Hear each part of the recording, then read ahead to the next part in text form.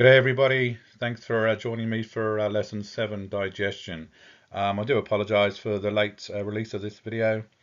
I had a pretty, I had to rehash it. I wanted to redo it as I spoke about last weekend, but had a few things pop up in the week too that sort of held me back a bit. So a little bit of a delay, but we've got there eventually.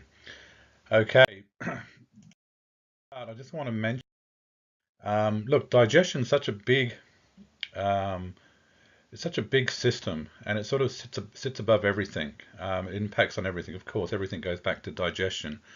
And I guess I struggled with, look, do we put together a presentation that, goes for 285 slides?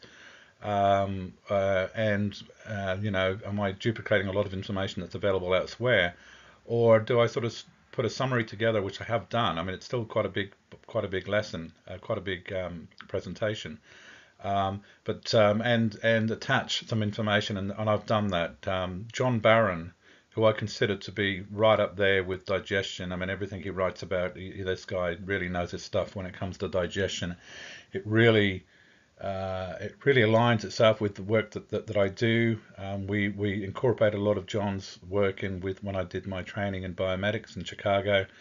And one of the PDFs that we used as part of that training, I've attached here as part of this. And I want you to part of this training. And once we finish, once you've gone through this presentation, I want you to read through this PDF. It's some of it is repeated, but a lot of it's there is stuff that I haven't got on this presentation. But he really gets into the nitty gritty of digestion, and it's really worth reading. Okay, because at the end of the day, like I said, it affects everything, digestion, and it's probably one of the most misunderstood systems in our body. Very few people, well, not I don't want to say very few people.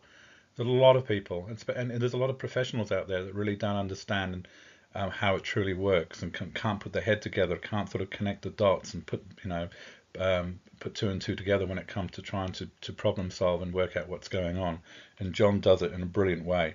And as we go through this work and we start going through some of the analysis and the protocols and whatnot, next year, once we kick back in after Christmas, you'll see a lot of this stuff incorporated into the work. Okay, and a lot of it will start making sense because it, like I said, it links up with everything. I'll either upload that to the group, or I'll attach it to the presentation when I put it on the resources page. Okay, so please look through it, and look, you're going to need to read it 2 or 3 times, and it's just going to blow you away. It's just an amazing article. Right. So what we're going to do, we're going to start having a look at the digestive system overview. Let's have a look what we're about here. So the digestive system, so it's known as the GI tract or the gastrointestinal tract, and the alimentary canal, which covers everything from the digestive tract itself to the organs that support it. Okay, so it continues from this tube-like structure that develops outpouchings, which in turn evolve into attached digestive organs, so the pancreas, the liver, the gallbladder. Okay, and when we start talking about the pancreas, we start talking about the gallbladder, we start talking about the liver, we're talking about everything. All right, there's not a person I work with that doesn't have issues with liver. Gallbladder is just coming up all the time, with cell membrane issues and whatnot. So we're really talking about, I mean, this is it. This is where it's at. Okay. Some of you have already seen this graphic here, just to give you a bit of an illustration as to some of the different pHs, different stages of digestion. Okay. So saliva 6.5 to 7.5. Now remember, this is upon eating. This isn't before. Our pH will go up once we start generating some enzymes in our saliva. The pH will go up. Okay, so this isn't just away from eating. This is when we're ready to eat. Okay, and the stomach 4 to 6.5. This is once again. This is the upper stomach. This is when we use a lot of the enzymes to do the digestion. Lower stomach 1.5 to 4. The duodenum, you can see the pHs jump. This is because the alkaline bile and the pancreatic enzymes start joining the stomach acid. Okay, this is really quite critical. Really, when you start looking at the lower stomach, 1.5 to 4. duodenum 7 to 8.5. Wow, what a massive difference. What a contrast. And this is where digestion really happens, and you'll see that as we go through. Okay, so the entire system is about 9 meters in length, or 30 feet, or thereabouts. So from the mouth to the anus, and designed to transport food and water, modify it, make it suitable for absorption and excretion. Okay, so we're talking about absorption and excretion. Okay, and there are storage sites, excretion sites, and detoxifying sites along the way. Um, and basically, the system has the following primary function, which most of us are aware of. So we ingest food, of course, prepare food for digestion by physically grinding it and breaking it down into small pieces and winding proteins so that they can be separated into component amino acids. This is a big one. This is what the HL is all about. Breaking the food down into molecular pieces so that we can use it as nourishment. Of course, if we're not breaking it down, we're not breaking it down into the finest particles. Well, how are we going to get this stuff? And transporting the food during its various stages of breakdown along the digestive tract. Okay. Absorbing the nutrients into the body. Absorption is the movement of broken down nutrients across the digestive tract wall and into the bloodstream for use by the cells of the body. So we're not what we remembering. We're not what we eat. We're what we absorb. We're what we get. We're what it's what our cells see. Okay. And only the water and alcohol are absorbed through the mucosa of the stomach. Okay, but even then, that will only happen when we have quite severe dehydration. Okay, all the rest of the absorption happens in the small intestines.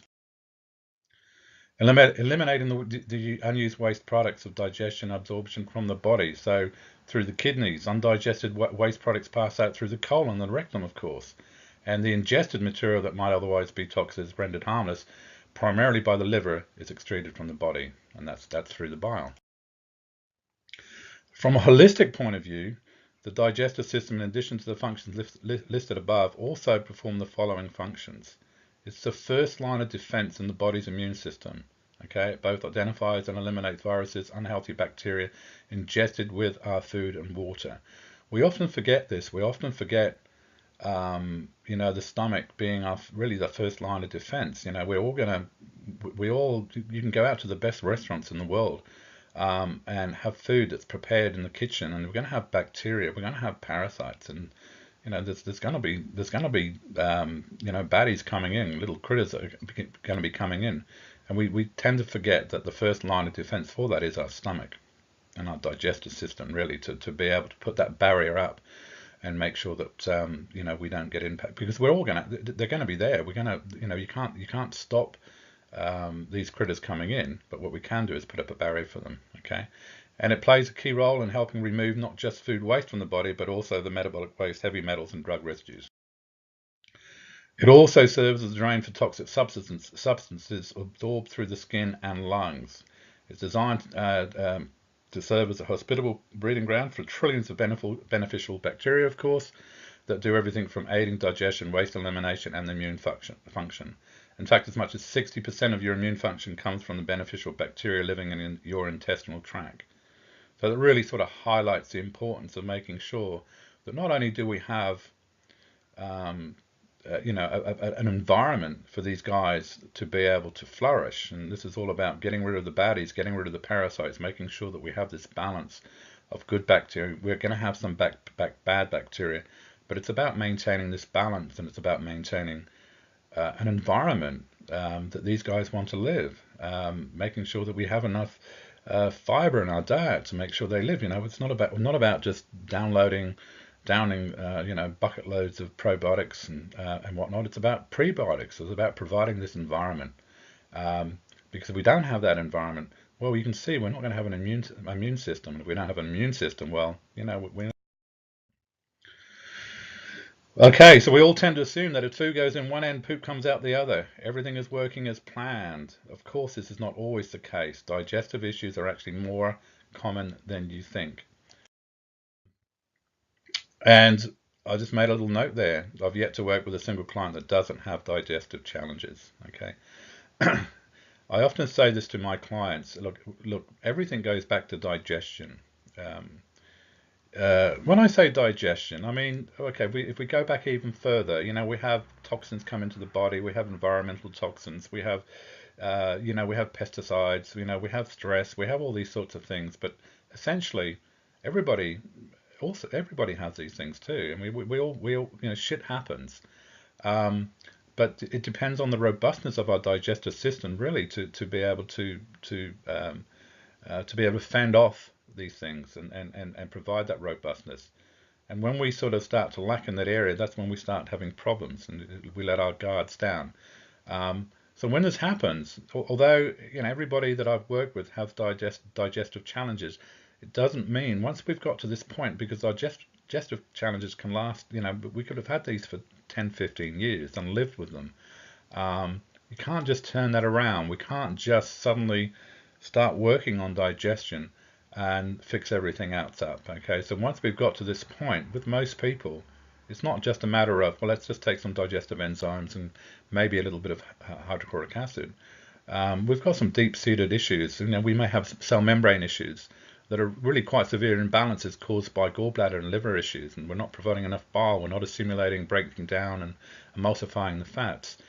We can't just fix that up. We've got to really this is about really giving everything a bit of a tune up and really giving everything a really big push. And this is why I focus a lot on digestive supplementation to give everything a big push, to push things in the right direction and get things moving. Once you do that, sure, we can get the broken down engine fired up and we can get it moving again. But we can't just focus on digestion. It is everything for sure. Everything goes back to digestion. Um, but okay, sorry about that. All right, so yeah, everything goes back to digestion, but we have to appreciate that these digestive issues in the long term do create other issues that need to be. And I guess this is one of the questions a lot of people ask, and certainly a lot of people that I work with ask. How can we? I'm eating the right foods, I'm taking the best supplements, I'm doing all the right things, I'm exercising and everything, and why aren't I still well? And this is very common. It's not that often that I'm working with people that still have shocking diets. A lot of the people I work with are having, they're on very good diets, um, and they're still scratching their heads as to, well, why isn't it happening for me? And it gets back to digestion. We can do all this wonderful stuff, but if we don't have the mechanics and the engineering and the environment for the body to know what to do with it, it makes no difference. And this is what's happening. We're making the assumption that we have a digestive system that's working, and very few people do. And so we've got to test these assumptions. We've got to test these things. We can't just say, well, let's just start taking this or start taking that or doing this, with the assumption that the body knows what to do with it. And obviously it doesn't. This is why we're struggling in the first place. Okay. Diet is what a person eats, but nutrition is what the cell sees. Okay, these are two distinctions here. This is a distinction, a really important one. Okay, not just what you eat, but it's what our cells sees. Two very, very different things. So nutrition not making it into the cells is where we find the big disconnect. Many people think that if they focus on the foods that are higher in specific nutrients, calcium for example, that they're improving calcium levels with these food choices.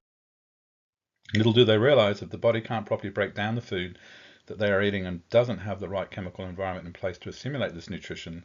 They're pooping everything out through the back door, which is very expensive poop.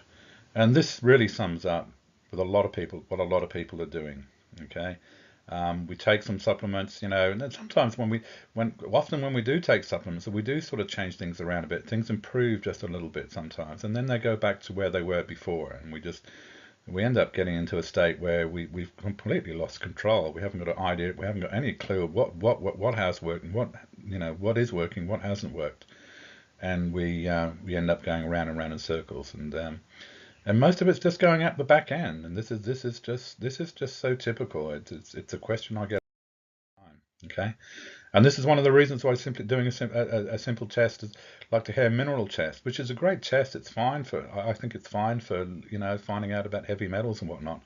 But as far as um, identifying which minerals you're missing and, taking these minerals and expecting the body to somehow know what to do with those minerals is next to hopeless. At the end of the day, you've got to ask the questions, why do you think you're deficient in these minerals in the first place? Okay? Of course you're a mineral deficient. You don't have a functional digestive system. And I say this a lot. I get people to say, clients say, well, I've done this test and, I'm a bit down in my magnesium and I'm a bit up in this and I got well, of course you are. So what? That doesn't mean we suddenly start taking magnesium or manganese or iron or whatever, and suddenly things are going to work. We've got to dig deeper and understand. Well, of course we have those issues, and if you want me to look further, I can probably list another 1,000. Um, so what? They're all just symptoms of a system that doesn't know it's not working properly. So do we focus on the minerals or do we focus on the system? Of course, we focus on the system. We may focus on the system with minerals, of course, but the focus needs to be on fixing the system, not on the minerals that are missing. And with most mineral tests anyway, if you were to do 2 or 3 different tests over a period of time, they'll all be different anyway, just like doing allergy tests. Each time you do one, it's going to be a little bit different. Things change. There's nothing stays put in the body. Everything is fluid. Everything's changing. This is why I don't focus too much on the specific minerals because it's just there's no point. It changes, and it changes according to the body and how the body's reacting at any time of the day and what it's doing. It even changes throughout the day. I mean, our potassium levels in our blood changes throughout the day. Our potassium levels will change according to the weather patterns. Our high pressure system or a low pressure system will dictate whether we have more potassium in the cells or more potassium in the serum. Hot or cold weather has a difference as well. So there are so many variables that you would just go crazy trying to work them all out. So you don't. You let the body do that. The body knows what to do. The body knows how to heal us. And I talk about this all the time. We're not healing. We can't heal anything. All right. There's no such thing as a healer. Not in real terms. We're enablers. Our body heals. Our body knows what to do. Okay, and it's an extremely complex process that we couldn't possibly ever imagine that we could duplicate or replicate. Okay, we're kidding ourselves if we think we can. But the body knows what to do. So we just focus on the body. We focus on the system. We focus on enabling the body to do what it needs to do. Repeating this, okay? And we'll always be mineral deficient until we fix our digestive system. Okay?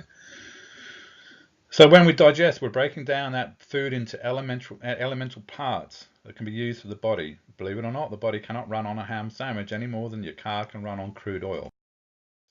It just won't work.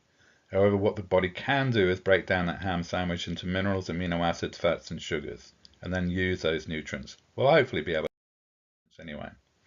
So when digestion is not working and you can no longer break down your food enough to pull those required nutrients out of what you have eaten, bodily systems can begin to fail. And this is what I was talking about with the cell membrane issues, with electrolyte issues, with autonomic nervous system issues, with energy production issues. Okay, just like a car will start to fail if it ran out of petrol. We're feeding it the wrong fuel, or we're trying to feed it crude oil. When a body system starts to break down, just like a car starts to break down, one thing goes and another thing goes and another thing goes because everything is connected. All right? It might have been kicked off by giving us some poor nutrients or kicked off by having a system or a part of the car that was broken down. But as we all know, once a car starts breaking down and things start going wrong, everything starts. Okay? So in order for digestion to function properly, there are processes that must be in place for all the nutrients to be pulled from the food that you eat. With digestive issues, not only are you missing out of those nutrients, but undigested food now becomes a problem that your body has to deal with. So we're not only just the fact that we can't get the stuff out, we're not assimilating, we're not getting the minerals, we're not getting the nutrition into the cells. Well, what about all the waste? What's the body supposed to do with this waste that shouldn't be there? We start thinking about autoimmune issues and whatnot, where the body doesn't recognize it, starts to attack itself. It's got what's going on inside the body with stuff, with substances, with particles that shouldn't be there, that it doesn't recognize. Of course it's going to start attacking itself. Of course it's going to start having these reactions. So if food is not digested, it rots and ferments, creates gases and toxins. Okay, explains how it really doesn't matter if you're eating organic, extra virgin oil, all natural, grass-fed, hormone-free, whatever. If you can't digest it, it'll rot and ferment, creating garbage and trouble in the body. Okay, um, and this is, this is a big one.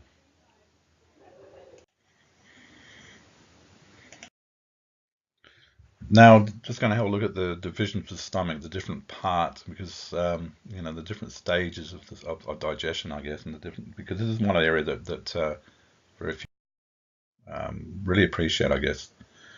So, anatomically, the stomach is so much more than a separate organ as it is. Sorry, the stomach is not so much a separate organ as it is an enlargement of the esophagus, of the intestinal tract that sits just below the diaphragm. So really, it's just we can look at it as an enlargement of the esophagus more than anything else.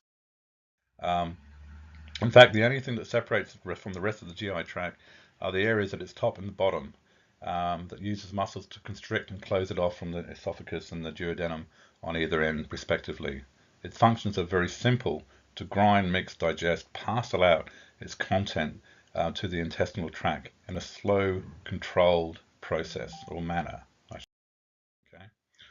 Although it's a single cavity, again, just part of the GI tract, it has four main functional divisions. Physiologically speaking, they are the cardia, which is a small space at the very entrance of the stomach that sits just under the diaphragm, and the heart. In fact, the cardia is named for its proximity to the heart. It is a landing area for the bolus, which is basically what we chew, the clump of chewed food that we swallow. And it drops down onto the esophagus. So this is where this is called the cardia. Okay, this is the first step.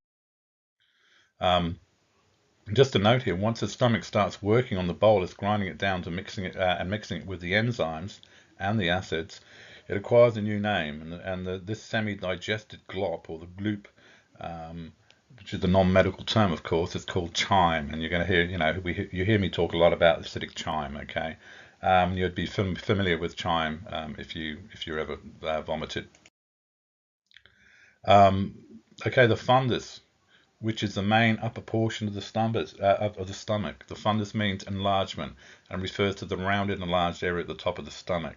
Food gets ground, mixed, and held in the fundus. This is really the first step. This is where it's held. This doesn't just drop straight down to the bottom, into the stomach. This is where it first goes. Okay, into the and it's in the fundus that the enzymatic digestion takes place, assuming there are live enzymes present with your meals, or you're using digested enzyme supplements. Okay, so this is where really the first stages. I mean, we're mixing with enzymes in our saliva, of course, and we're bringing this in, and hopefully we've got enough enzymes within the food, or we are taking supplementation.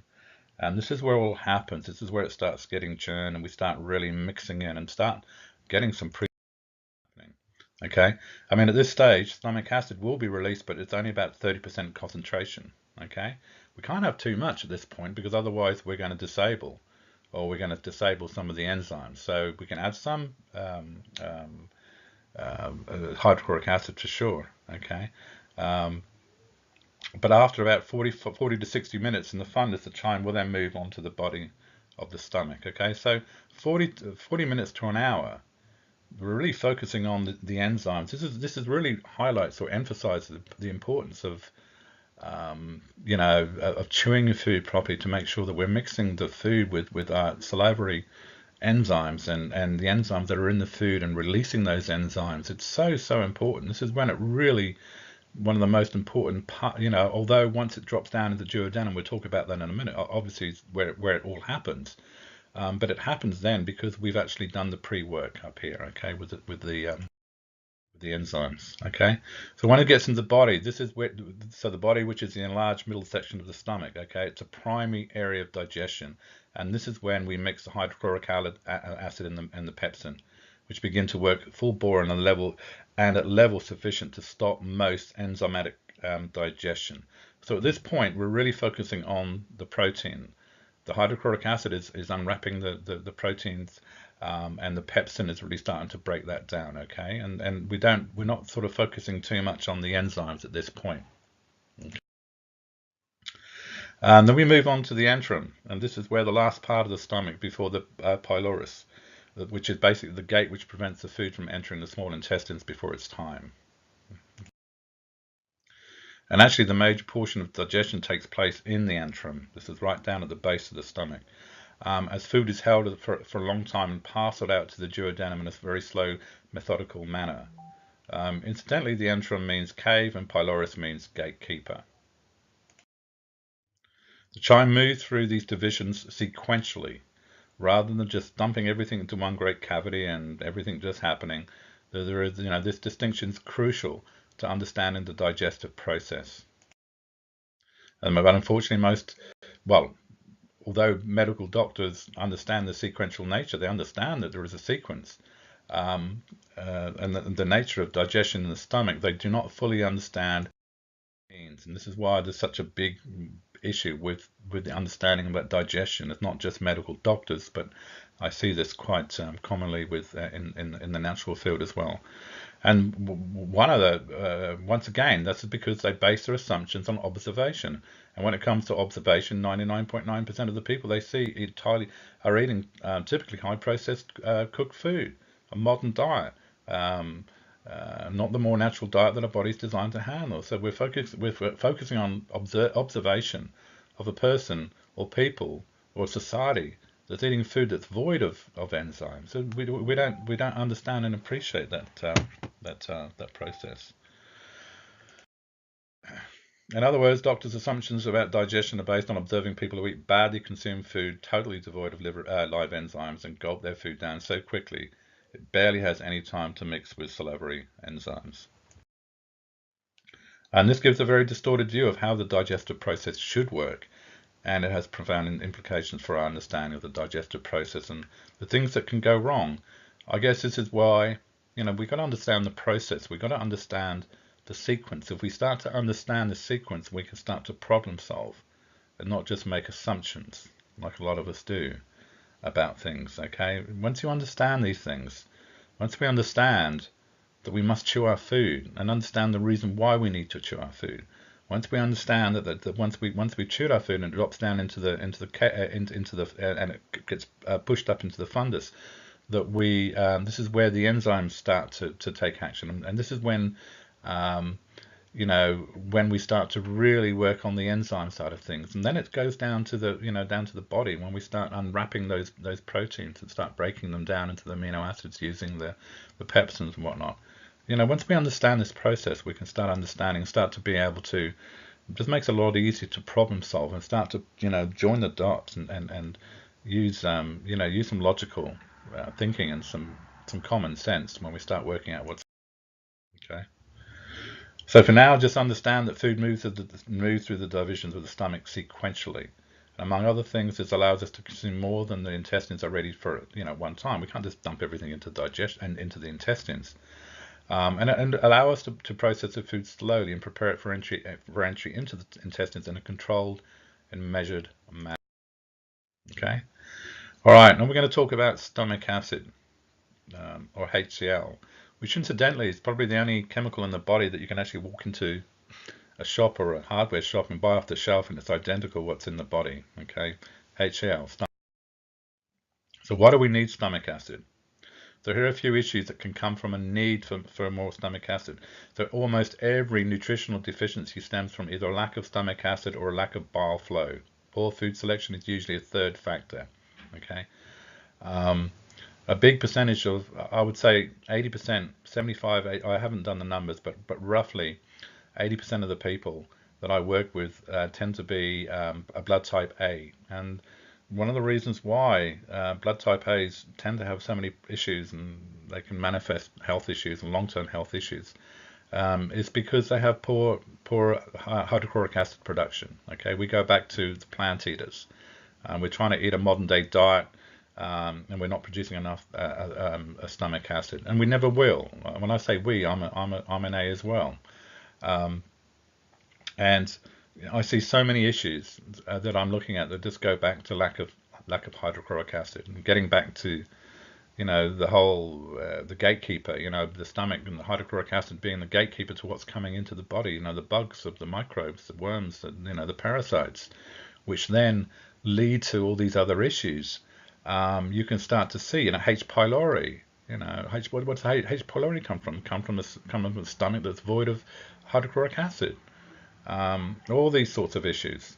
And then you can trace them back to hydrochloric acid, okay, and essentially from there bile flow because of poor bile flow as well. Burping and bloating. Bloating is almost always due to the lack of stomach acid. Frequent stomach comfort after eating is obviously with stomach acid. Just a bit on burping, bloating, and passing gas. So to figure out if you're really bloating, here's an ultimate question: are your clothes tighter in the evening when you take them off in the morning? Then when you take them off, then in the morning, when you put them on. So if you can, if you have to think about this, it's probably not an issue. But you will know straight away. Most, especially girls will know. At the end of the day, do they feel a bit tighter around the waist? They put a pair of jeans on. Does it feel tighter? If it is, well, they're probably bloating and they've probably got some digestion. Okay. So if the stomach acid product in if the acid product in the stomach is not sufficient, then people are going to grow bacteria in the tummies, and when they grow bacteria in the tummies, they're going to produce gas. Okay, where does the gas come from? It has to come from this fermenting and bacteria. It can't come from anywhere else. Okay, so this is logic, using logic and common sense again. It's a bit like making beer or wine or champagne or root beer. All these things are fermented. When you ferment, you're going to create gas, and this gas is going to bloat. Some people may and not everyone bloats, but some people bloat, and some people will experience more. And when I say burping, I don't mean these massive big belches like this guy on the left here. I'm talking about little burps. Hardly, you might have not even noticed them. Just repeating, just little burping. You don't really take much notice of them. Okay, but this is a good sign that you're not producing enough stomach acid. So pay attention after you're eating, just to see if you do feel that you are burping or you're burping. I mean, one or two burps, it's okay, but just take notice. Because if you are burping, like I said, you're burping because of the gas created by undigested rotting food and fermenting. And who wants undigested rotting food fermenting in our stomachs, in our digestive tract?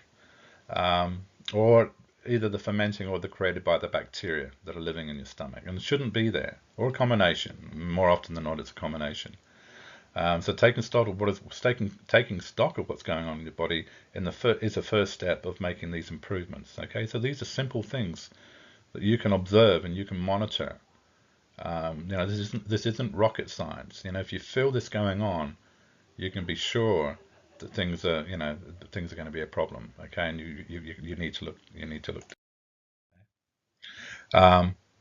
And especially, passing gas. When we talk about passing it, everybody thinks passing gas after eating a big meal is normal, but it's not. The problem with most adults is they don't have the digestion working correctly anymore, and this is why the gas is so common. It is common because it's common that we have poor digestion. Okay, for passing gas, it's usually because your bile isn't flowing, isn't dropping very well. Okay, and if your bile isn't dropping very well into the duodenum to meet the acid product from the stomach, you're not digesting properly. Okay.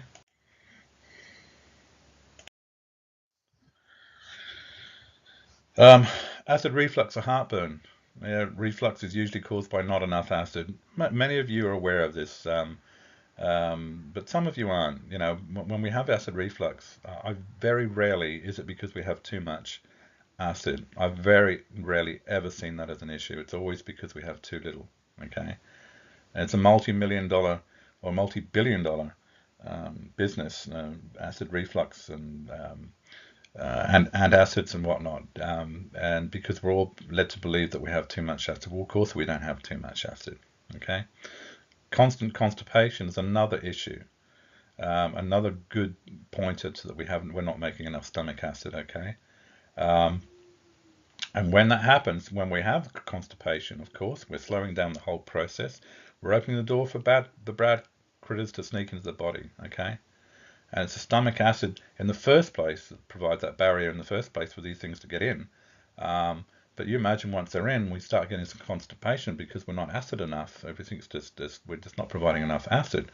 We're sort of really making that whole issue worse, and we're creating that environment in our intestines where things sit around for too long.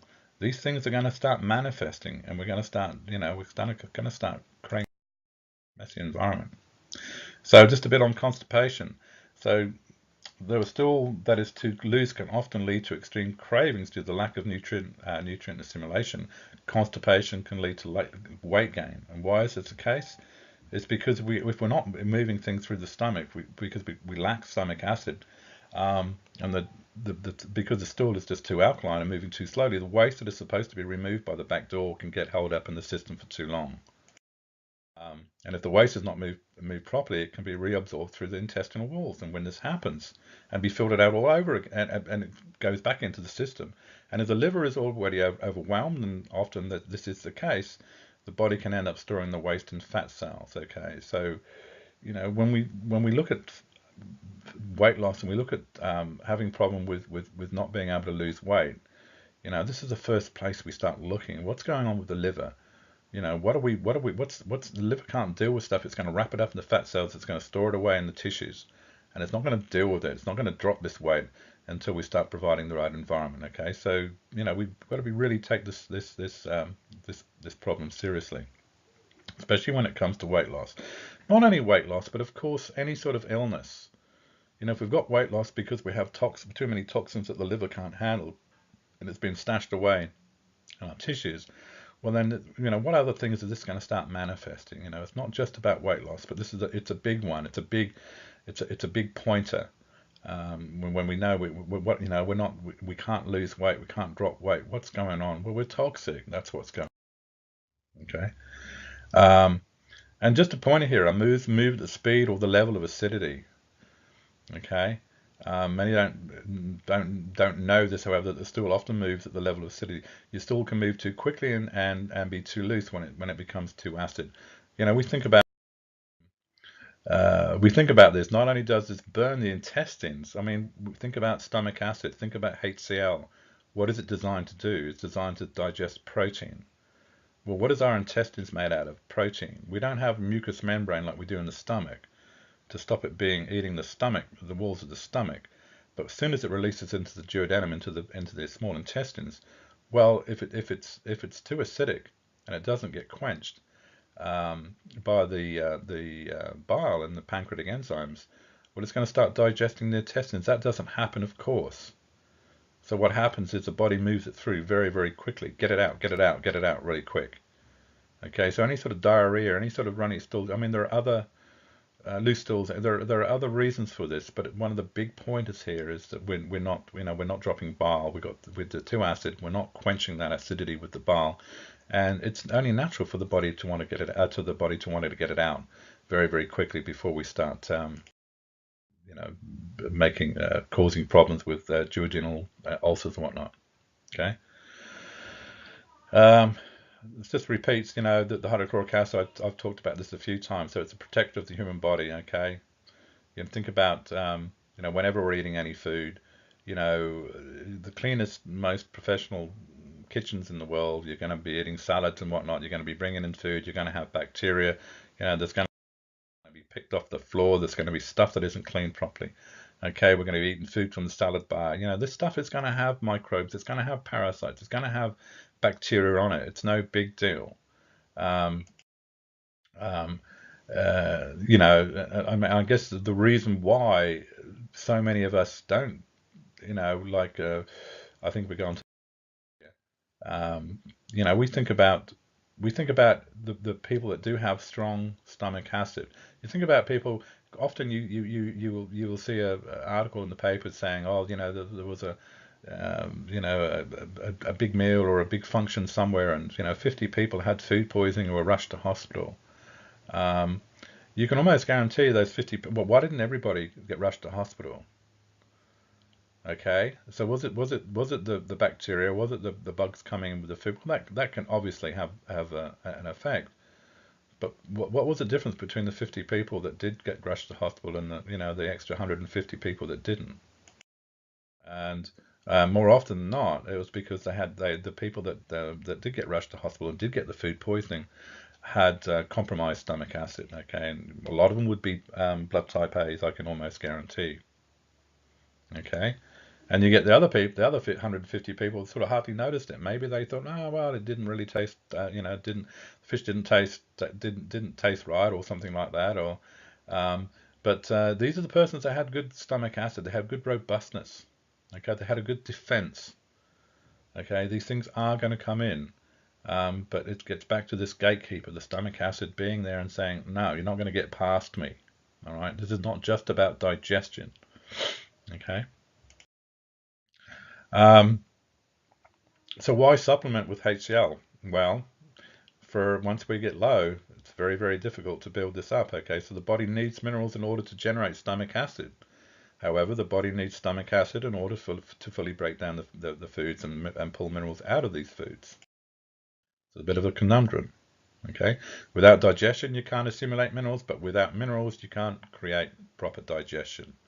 So you can see how some people, so we can get screwed unless we start um, uh, adding and using some HCl supplementation, even if it's just for a little while, so we can start manufacturing the proper digestion so that we can kick in the whole process of producing HCl and just get the whole sort of all right. So once a body has enough minerals, and this won't always be the case for an A for a blood type A, but if the other blood types usually you're quite robust in your stomach acid production, but once we're a bit low, once we start firing things up and we start adding some HCl for a while, um, when then we can start dropping off the supplementation and the body can take over.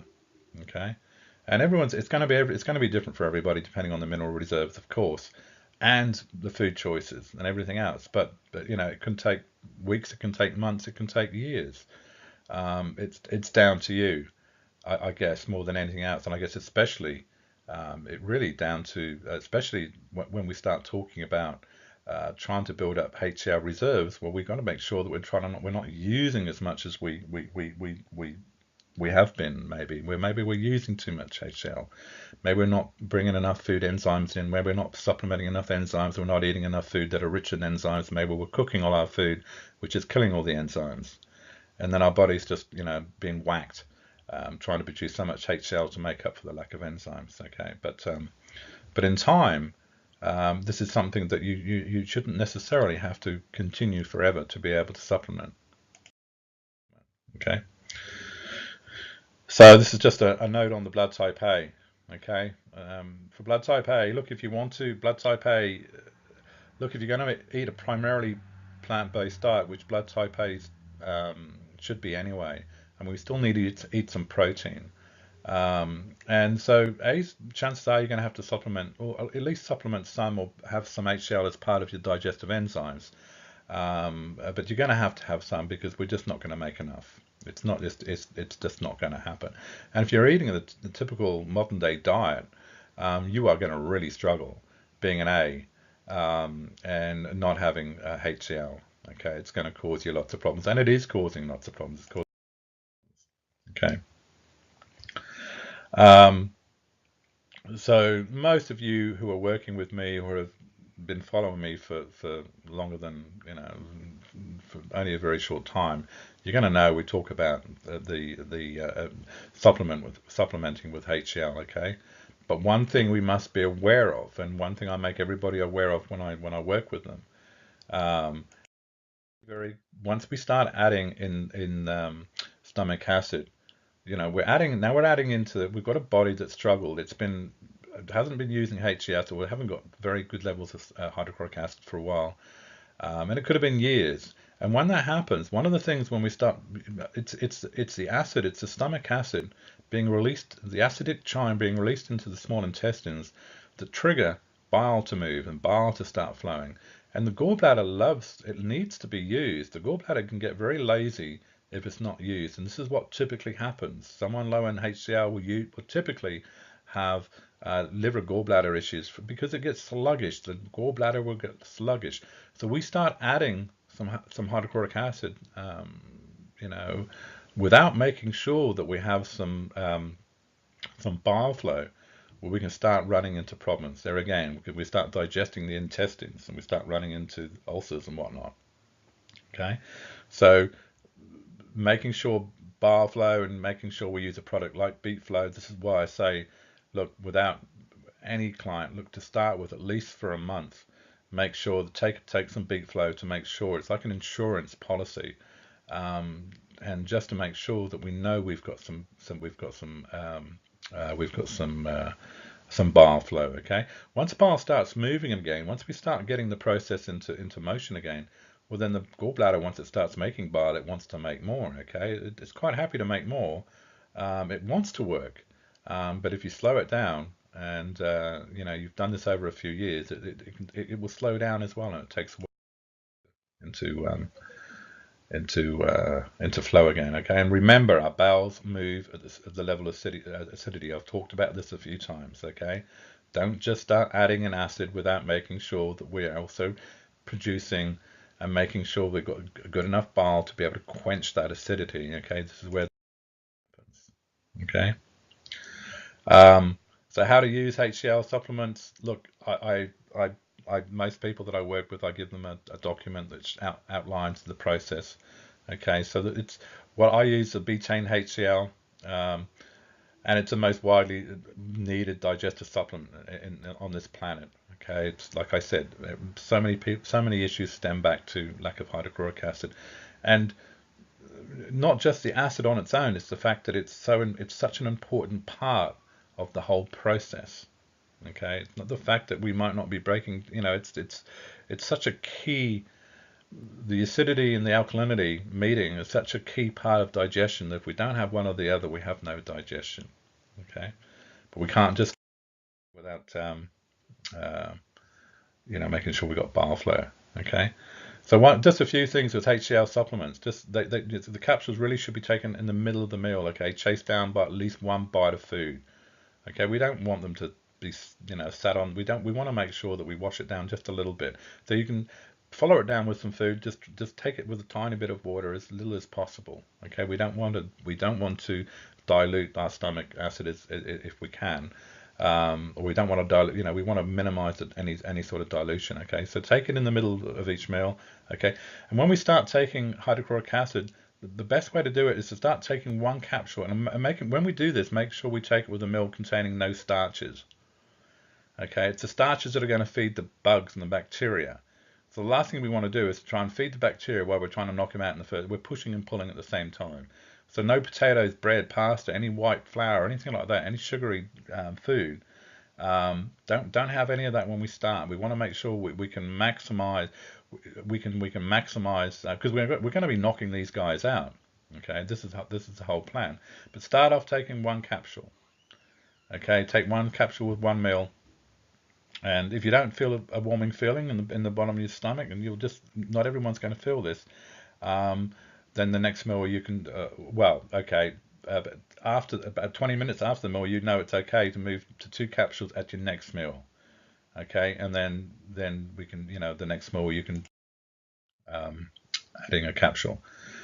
Now you don't need to go any more than 5 capsules, so you can do this over a period of 4 or 5 meals. Okay, just add another capsule. And if you don't feel warm feeling after 5, you don't go any more than 5. 5's the maximum, okay? Because essentially the body makes about 3 grams of HCl. That's about the maximum production anyway. And if we take about 5 empirical labs betaine HCl capsule, well, that sort of makes up about the 3 grams anyway, okay? Most people hold at these 5 capsules per meal for months.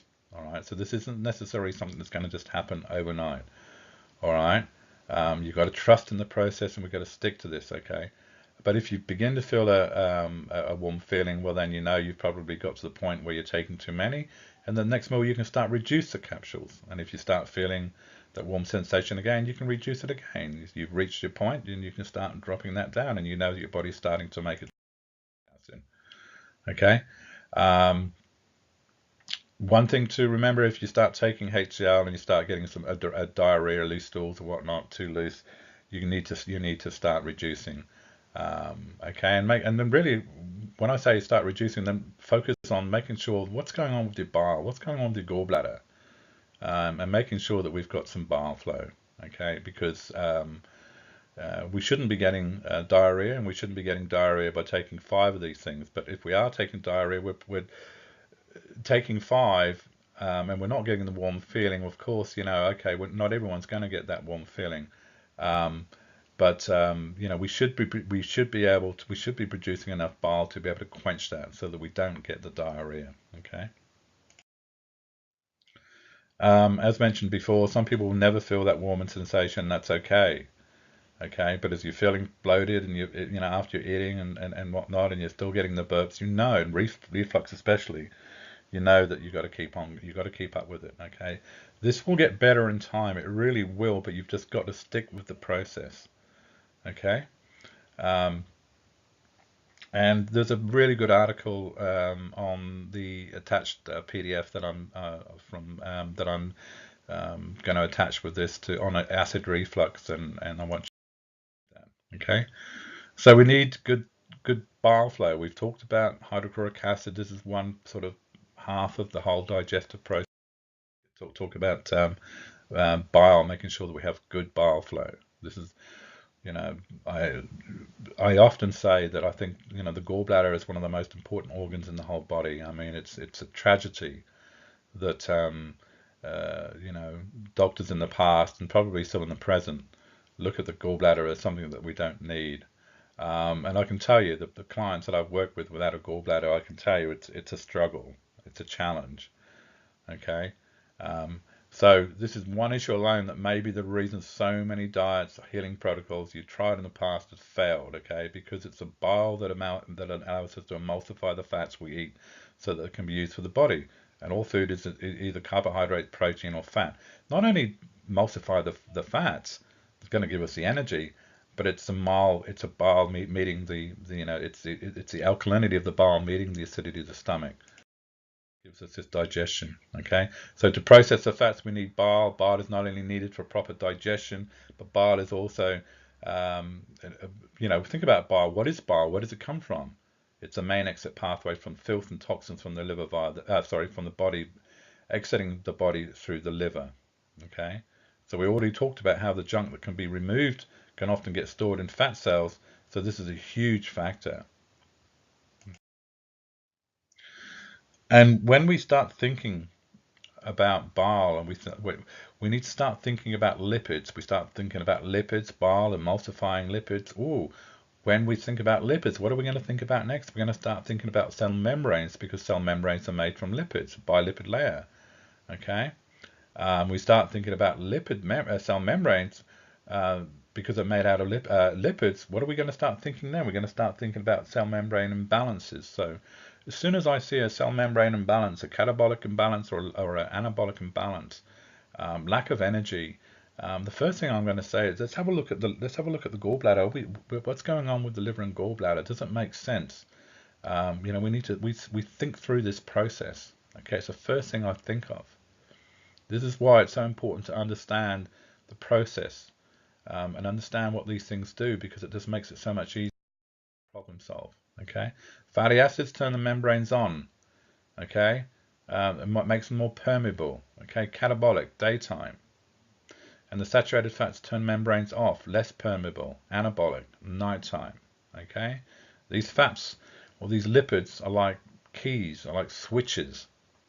Okay, so there are clues when we start problem solving to think about this. Is this person waking up? Is this person able to wake up? And is this person having problems sleeping? Are the membranes switched on too much? Are we too catabolic? Do we have other symptoms? Is the person breaking down? Are they lacking energy? Are they slowly losing their life energy? How's their skin? Are they aging? This is a very good, strong catabolic thing. Whereas is a person lethargic, not waking up in the first place? What is their diet like? Are they eating too many saturated fats? Is their gallbladder moving? Are the bowel moving? What's going on? Do they have toxic blood? Is the liver backing up? This is a big area to look at. The gallbladder is so essential in so many things. We're not getting these lipids, and we're not getting these membranes working or cycling as they should do. We know, we go back to the lessons that we've had previous to this one, and we know that cell membranes are the second most important system on our hierarchy of these systems that keep us in homeostasis. And I think probably almost the most important. Okay, so this is such a big one. Are we getting our fats? What's going on with fats? What's going on with lipids? What's going on with bile? What's going on with our membranes? What's going on with our energy? This person's struggling for energy. They're eating all this right stuff. Well, they're not getting their fats. Are they eating the fats? Okay. Are we eating too many fatty acids? Are we eating too many saturated fats? These are all just clues that we can start looking this stuff out. Okay.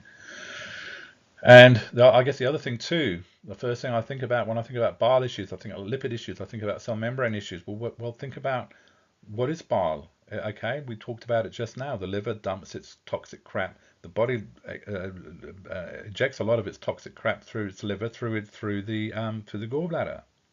Okay, so if we have a gallbladder that's sluggish, what's going to happen? The bile's going to back up to the liver, and what's going to happen with a congested liver? It's going to eventually start spilling back into the bloodstream. Let's whack it in. We'll put it around the system. We can see what we can do because we're overloaded. We're struggling. What happens when that happens? What happens to the body when that happens? Well, we're going to start getting sick. We're going to start having agglutinated blood. We're going to have too many. We're going to have a system.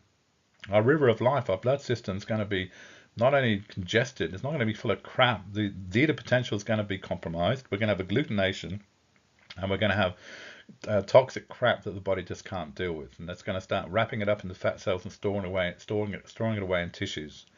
Um, and we don't want that to happen because then we're going to have to put on weight, and then we're not going to be able to lose that weight because we have a toxic system that doesn't allow us to release those toxins because we don't have a gallbladder.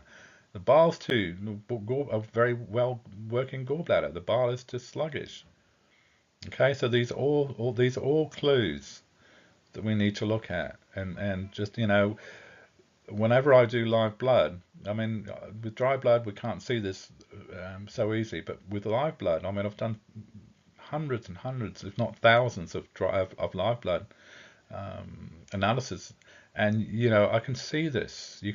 I've correlated this. I know it goes on. I don't need to do live blood now to know this happens. That we do once we start getting a congested liver, we start getting a congested bloodstream, we start getting weight that's on, we start getting a body that just can't heal. And we follow that through, and we go, "What? Let's just follow the process through and just think about it logically and using some common sense." Okay. Blood pressure is another one. We've got a blood system full of rubbish and toxins. Well, the odds are we're going to, blood pressure is going to be a little bit elevated as well. Okay. And we talked about and when this happens, the tissues will start turning acid because what's happening is the body is storing these toxins away in the tissues. And when our tissues start going acid, what will happen is the blood will go more alkaline. So it's another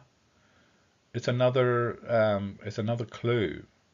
Okay, do we have an over alkaline uh, um, blood well, when we talk about blood, we're talking about urine because urine's filtered blood. So is our urine over alkaline? Are our tissues getting more acidic? We're getting aches and pains in our body, and we're getting sores and God knows what.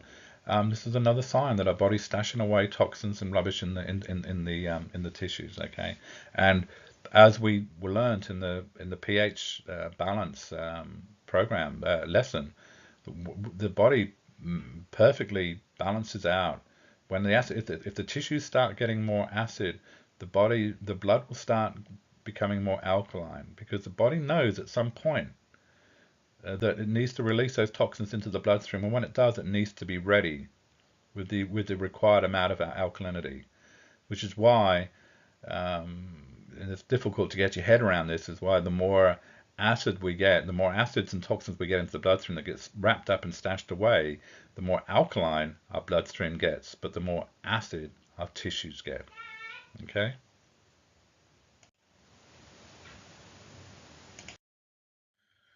Um, Here are a few issues that can come from a need for an improved bile flow. Okay, so we talked about but this is almost every nutritional deficiency stems from either a lack of stomach acid or a lack of bile flow. Poor food selection is usually a third factor. I think I've talked about this just now. Cell membrane issues, we talked about this. Membranes are made from two different types of lipid, fatty acids and saturated fats. Okay, low energy issues, body not being able to tap into sustained energy by burning fats. Okay, we're not going to have sustained energy. If we're getting energy all over the place, up and down like a yo-yo, you can almost guarantee we're not tapping into fats. Okay, we're tapping into carbs, and the carbs are going to up and down like a yo-yo. So having an energy that's just not sustained and it's all over the place, you can almost guarantee this person's going to be really struggling with getting fats. Okay, because if you're emulsifying and being able to assimilate these fats, the odds are you're going to have good sustained energy through the day. Okay, passing gas is a big one. Okay, so it's a big indication that the bile is not moving correctly. Weight gain, we talked about that just now. Chronic diarrhea, colitis, Crohn's, IBS, and whatnot. Good signs that we're not getting good bile flow. Okay, duodenal ulcer, alkaline bile not quenching the acidic chyme. We talked about that. The acid, the acid move, the body moving things through the intestines at the speed at the level of acidity. Because if it doesn't do that, it knows it's going to start running into problems with ulcers and whatnot. Okay, this is why you get diarrhea. It just doesn't happen. There are many reasons for diarrhea, but one of the biggest ones is the fact that we're not having the bile flow. The body needs to get it out, needs to get it out of the system, so it will do it. Acne, chronic acne, still color. Sometimes, quite often, your bile is very dark. It makes our poo quite dark. Okay, if we've got stools coming out that are lighter than the color of corrugated cardboard, you can almost guarantee there's no bile dropping or very little bile dropping. Okay, this is a big clue. Okay, because bile makes our stools dark. Okay. Here's a little exercise I often ask people to do just to get them an appreciation of what it means. So digestion happens when alkalinity meets the acidity. Okay, so when the bile meets the alkalinity of the bile and the pancreatic enzymes meet the acidity of the stomach acid. Okay, and you can do a simple little experiment at home by just mixing some vinegar with some bicarb, and you can see what happens. You get this massive foaming and sizzling. This is what happens in the stomach. Everything just breaks apart. Go through a couple here. We can read through this, okay? And it's this sizzle. This is what we're living on. This is where everything breaks apart and becomes available for the body to use. All right. The stomach, the digestion in the stomach and the chewing. This is all sort of pre-digestion. It's all preparing for when these two contradictions and pHs meet, and you get this clash and you get this sizzle. Okay. And this is where it's all happening, and it's we don't have that sizzle. What do we get? We get a fizzle. All right, you can start seeing if we don't have one or the other, we have nothing.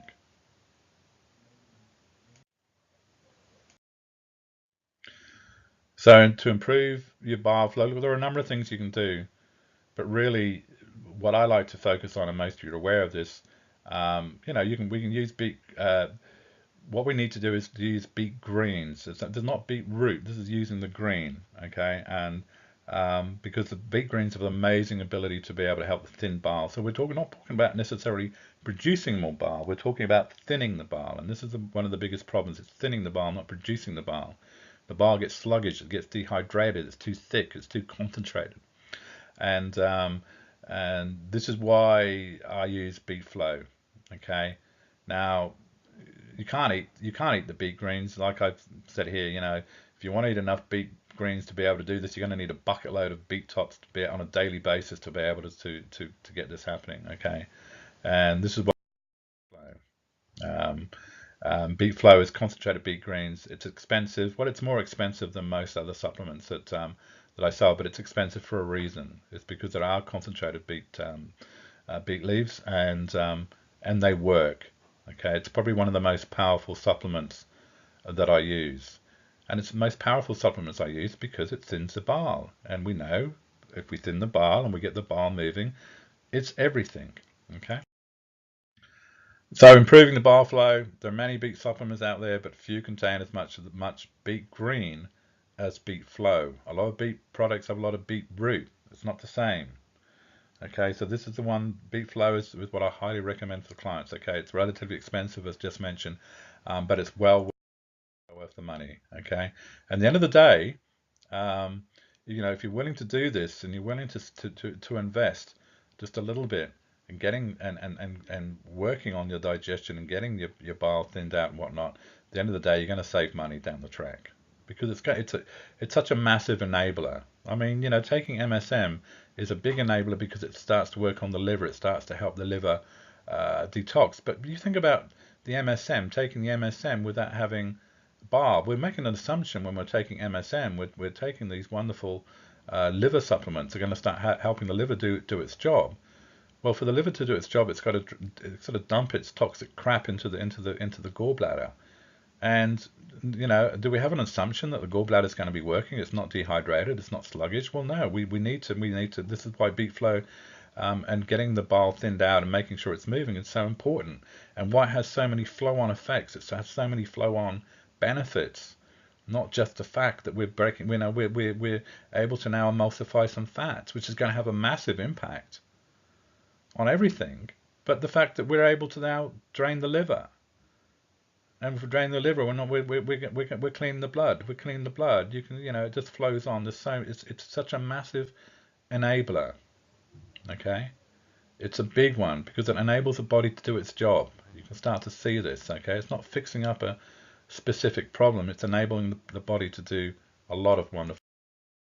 Okay, um, many of you are aware of the beet flow flush. This is something you can do right up front when you start using beet flow, and if you've got clients that you're going to start working with beet flow, one of the things you can do right up front is to what we call a beet flow flush. It's basically taking 4 beet flows every half an hour. To do it for 2 hours, so you take 4, wait half an hour, take 4, wait half an hour, take 4, wait half an hour, and take another 4. Okay, this really gives everything a little bit of a push. Um, um, one of the things I recommend when you do that, one of the things you can do is check your saliva pH before you do the flush and after. Probably a few hours after, or at least maybe another day, just to see if pH, because I'd expect when we start getting bile moving, because it's alkaline, it's quite alkaline, we expect the your saliva pH just to jump a little bit. And it's not a dead cert. The fact that if it doesn't jump, it doesn't mean bile hasn't moved, but it's a good indication. Okay, we're looking for saliva to be at least 6.4 or for indication that bile is moving. Okay, so say you do a test and your saliva maybe 6.3, so even if it's 6.4, do a flush, and I would expect to see then your pH of your saliva to jump maybe to up to 6.5, 6.6, maybe even 6.7. If it does that, it's just a good indication that bile has dropped and it's starting to move. Okay, it might drop back down again the next day or 2 days later. That's okay. We know we're not just going to fix it up with one flush. You might need to do another, and then we just carry on with supplementing. Okay, but it's just a okay. Did you know B6 is needed in order to keep bile in suspension? Just something worth keeping in mind. Okay, B6 is needed for a lot of things. But for bile to be able to keep in suspension, be able to make sure that we've got good flow, and if we don't have that, we can start looking at B6 and maybe being an okay. Just a few words on poor bile consistency. Okay, so as we talked about before, for bile to work effectively, it must be produced in adequate amounts. Okay, and for that to happen, we must have sufficient bioavailable mineral content in the diet. Okay, so this is a catch-22. Okay, and everything must be working properly for this. Okay, but most people, you imagine many people have their gallbladder removed. Okay, some doctors, we talked about that just a little while ago. The doctors are taught that the gallbladder really doesn't do anything. So if there are stones or blockages, you just need to take it out, which is nonsense. Okay, because the gallbladder is where the body is stored, and it's stored and concentrated. Okay, and without that, as we've mentioned many times before in this presentation, if that doesn't happen, we don't have digestion. So it concentrates and makes it stronger. So when the alkalinity and makes it more alkaline as well. As bile is about 9 or 10 pH as well, so it makes it quite alkaline. And Just repeating some stuff here. Really, if we don't have that, if we have a gallbladder and we don't have that going on, well then we're gonna a little bit uh, with um, with everything. Okay. One thing with lack of gallbladder, and one thing if you don't have a gallbladder or you're working with clients that don't have a gallbladder, this is a product that you can start using or start recommending that they use to take about an hour and a half to 2 hours after eating a meal. Remembering we don't need bile until we've gone through digestion and we're starting to release it, the acidic chyme into the duodenum, into the small intestine. We don't need bile until then. Okay, so this is when we need to take it after. We don't take it with the meal, and this is a big mistake a lot of people are taking. Bile is very alkaline. Ox bile is very alkaline. Um, so if you buy any enzymes, digestive enzymes that well, don't buy any. Just make sure you don't buy any enzymes that do have ox bile in them, okay? Because otherwise, um, you're pushing and pulling at the same time, and this is one of the biggest mistakes a lot of manufacturers make. It just goes to show that they haven't got a clue how digestion works. We'll just put bile in with the enzymes, but without realizing that they're two completely different things. They are part of digestion, but they're needed at a different time. And we're trying to acidify and trying to make sure that we've got good acid in our stomach at the same time we're quenching it with the ox bile, and it really doesn't make sense. Okay. So just talking about adding some digestive enzymes. So enzymes are another factor of digestive process, of course. All living foods are meant to contain enzymes that actually help us digest food better. Yet with today's poor farming methods, even for all foods, to an extent, do not contain the needed enzymes to process. Okay. Now the other thing too, we need to keep in mind when we start processing or heating food over 118 degrees, we lose the enzymes as well. Okay, this is when we cook food. We've got to be very careful. Just understand that we're going to be knocking these enzymes for six. Okay, so 180 degrees is about the temperature that we start losing all of our enzymes. Okay, so we really need to start looking at adding enzymes into our diet, digestive enzymes for sure. I recommend everybody over about 30, 32. Once we hit to 32, our body's ability to be able to produce enough enzymes start to drop off significantly. And this is quite well known. It's not just something that I've come up with. It's something that's quite well known. If you do your research, you'll see this all the time. So just be aware of that. And it can be one. It can be because it's obviously with if we're not providing this digestive enzymes, we're going to actually hammer our HCl production. Because it's one of the reasons why we do start dropping off the HCl, we do start running out of production with HCl, because we're eating such poor foods, cooked, highly processed, that don't have any enzymes. So the body says, well, how the hell do we break this down?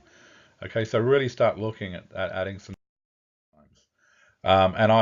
The digestive enzymes, look, there are so many digestive enzymes out there in the market. Like most supplementation out there, most supplements that you can pick off the shelf, they're they're next to hopeless. Okay, and they're expensive, and they don't do the job. The one I recommend is Digestizyme from Empirical Labs. Probably the best enzymes I've ever come across in my life. Okay, this stuff works. It's powerful stuff. It works. Um, Digestizyme has some hydrochloric acid, so one of the things I recommend often with clients is to take the hydrochloric acid, the Digestizyme, and the beet flow to start with 1 month, just one bottle, and then you might be able to, depending on how you're going, then you can switch back to Digestizyme only. Okay, you don't have to take all three. You don't have to keep taking the beet flow once you know bile's moving and everything's okay, everything's dandy. Um, but then you take Digestizyme. Like I said, it contains some HCl. It's got all the building blocks to build HCl, and it's just a fantastic product. And unless you're eating a very very high um, percentage of a plant-based diet, you're really going to need to take this. You're really going to need to take some digestive enzymes. And if you're an A and you want to eat meat and you want to get anything out of meat, having good strong hydrochloric acids, stomach acid, as well as having some good digestive enzymes are going to be really important. I mentioned this just now. Just when you buy digest enzymes, I've noticed I've got a. I do apologize for this. I've got a heading up there, autonomic nervous system. I will change that on the presentation, but I'm not going to go back and change the whole thing now. So I do apologize for that. I've copied and pasted and stuffed up there. I apologize for that. Um, so yeah, just when you buy your ox bile, buy it separately, take it separately 2 hours after. Okay, don't buy it with the enzymes. Just a couple other things too. Um, One of the things with poor digestion, and especially poor digestion of protein, low nitrogen leading to low potassium. I mean, how many people have low potassium issues? It's a serious problem that greatly impacts the body's ability to self-regulate. Okay, so your body can't create bile without the use of potassium. This is why potassium issues are such a big thing. It can't use potassium without available nitrogen. Okay, and it doesn't have sufficient nitrogen if stomach acid is not effectively breaking down protein into amino acids. So if this doesn't happen, this whole process of breaking down protein, we're going to run into problems with low potassium. Okay, so low potassium is a digestive issue more than anything else. Okay, with a lot of people with low potassium issues running around like chickens with no heads, panicking about, well, I can't get my potassium. I got to eat high potassium foods. Well, yeah, that's great, but you've got a digestive issue. Okay, because you don't the process, the whole system isn't working, and this is why. Okay, so it's a chain reaction. Okay, if your stomach acid isn't strong enough, you'll eventually stop being able to manufacture the bile due to an inability to use potassium in your system. Okay, this means that if you're not digesting proteins or fats well, that your body's energy production and waste elimination systems are going to completely suffer. Okay, some symptoms for the digestive imbalance symptoms. Pretty obvious, we've talked about them, but there are a few here.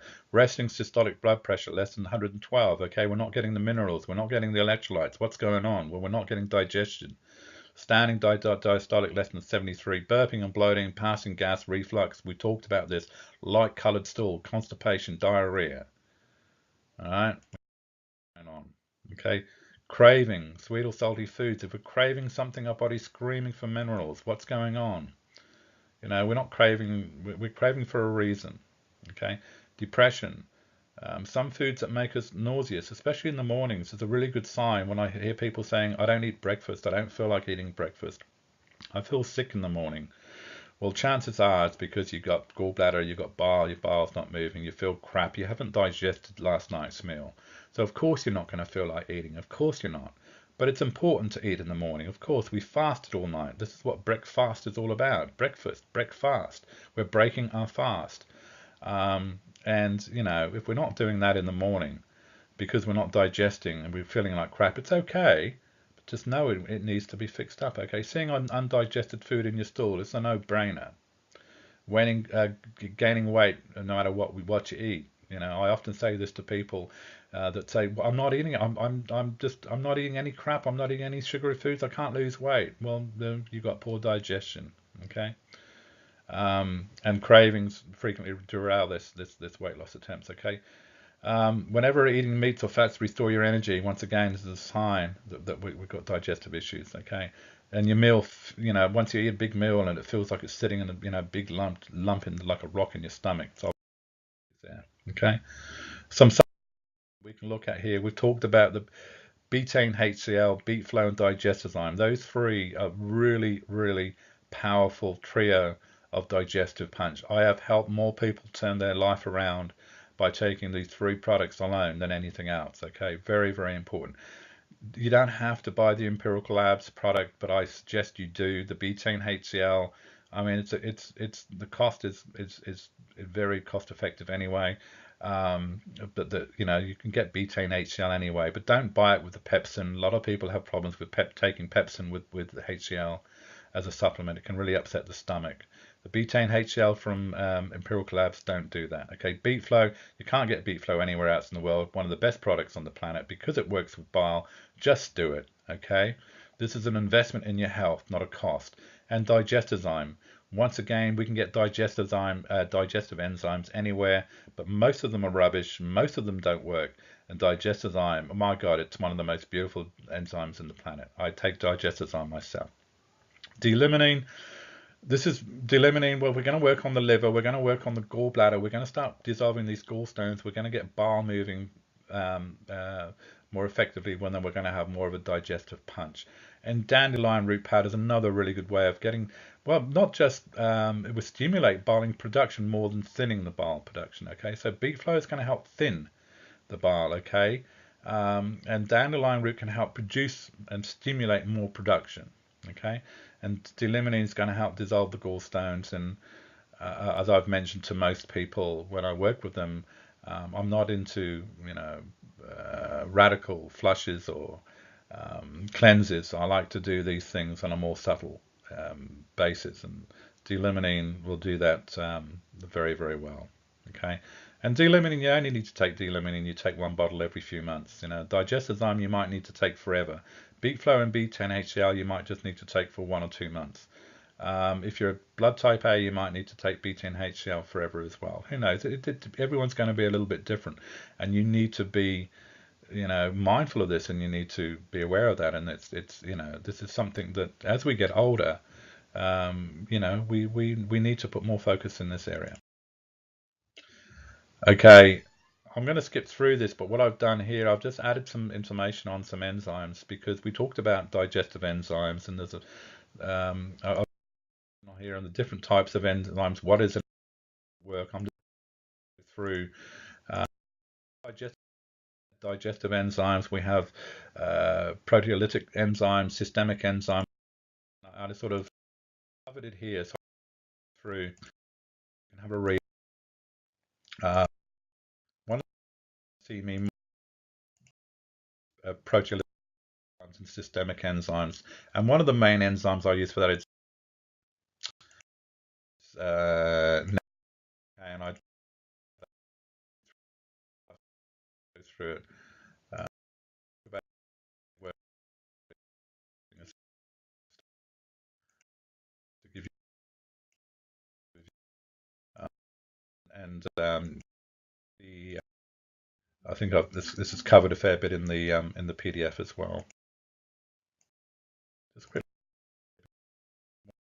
want to touch on before we finish uh, the talking about here about the systemic metabolic and proteolytic enzymes here formulas, because I'm going to start. I sort of focused quite a bit on these enzymes when I first got into this work, and I sort of drifted away, and I'm drifting back again now because sort of the like an insurance policy, these enzymes get really give everything a really good clean out. They clean up the blood, they break down all the crap, they fix up any scar tissues. They get into the tissues and clean up any protein.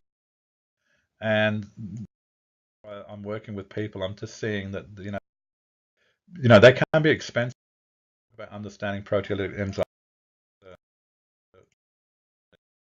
to go through.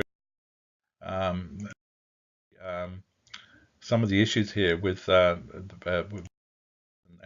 using these enzymes to be able to really punch a kick into moving forward with just giving out. Here's some of the things that you can address with proteolytic enzymes. Reducing inflammation, increasing heart health, cancer, MS. Improve circulation, killing bacteria and viruses. Improving the immune system, health with arthritis. Okay, and the one that I recommend is Nepronol. Okay, some of you have heard me talk about Nepronol. You're going to hear me talk about Nepronol more and more. I'm going to start. It's just it's expensive, and I think one of the reasons I went off of Nepronol is because people just couldn't afford to buy it, or at least it struggled with coming up with. I mean, each Nepronol capsule is about 60 cents, I think it is, and we need to take about 6 a day. We don't need to take this forever.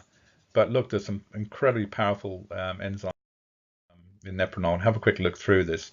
But it's something like I'm starting to recommend, especially when we have anything to do with cardiovascular issues, congested liver. We've got congested liver, we've got crap going back into into the bloodstream, we're going to have a lot of fibrin. A lot of fibrin is a protein. It's coagulating. It's a clotting agent used, and it's produced when the liver is struggling and inflammation and whatnot. So and this neprinyl AFD stands for advanced fibrin defense, and it can get in and just clear all this fibrin up. Fibrin is like a cobweb, and it surrounds cells and it stops the flow. And obviously we don't want that to happen. Life is all about flow. Flow is all about movement. So this product can really, and there are other systemic and proteolytic enzymes. You don't have to get the neprinyl, but neprinyl is about there at the top from my experience. Where the costs come are expensive. There's some of the ingredients. Okay. All right, so we've got to the end of this session. It's been quite a long session. So thanks very much for sticking it out. I want you to go back through and have a look through the enzymes, because I didn't cover that in detail, because it's something you can go through and have a read. And once again, I want you to read the attached PDF and have a look through that too. So there's a lot of information, okay, to take in. We've got we're going to have a bit of a break over the Christmas period, so you've got enough time to take all this in. And it's something you might need to go through a few times. And I still go through this stuff. It's not I don't know all this stuff off by heart. We need to go through it. We need to be really, especially if we're helping other people and we're starting to problem solve and we're starting to work through problems with people. Once you start understanding this, you can start to see how you can it really sort of helps join a lot of the dots. Okay, we start thinking about cell membrane issues, we start thinking about lipids, we start thinking about electrolyte issues, we start thinking about digestion and not getting our minerals. You can start thinking about energy production. You can start, all these different systems that we've talked about that cause us so much grief. You can start to see how digestion impacts on all of them. And once we start to understand the process of digestion, the dynamic of digestion, and the sequence in which things happen, it just makes it so much easier to be able to problem solve and start to go, you know what, it makes sense. I can see how this stuff all starts to come together, okay? And this is one of the reasons why I've left it till last as well. So it makes a little bit more sense. We've talked about cell membranes, we've talked about electrolyte issues, we've talked about the autonomic nervous system, we've talked about the energy production, and you can see how it all starts to come together. So make sure you have a good read of this PDF. Have a look through this stuff, the enzymes too, because understanding enzymes is really important, because you need to take the stuff and you need to understand how they work. And I'll talk to you all again very soon. We're going to have a question time tomorrow. We're not going to give you a lot of time because of the late release of this, but anyway, we're going to have a catch up tomorrow where some of you might have already gone through this, and we'll talk to you all then. And yeah, we'll talk to you then. Okay, thanks very much. Goodbye.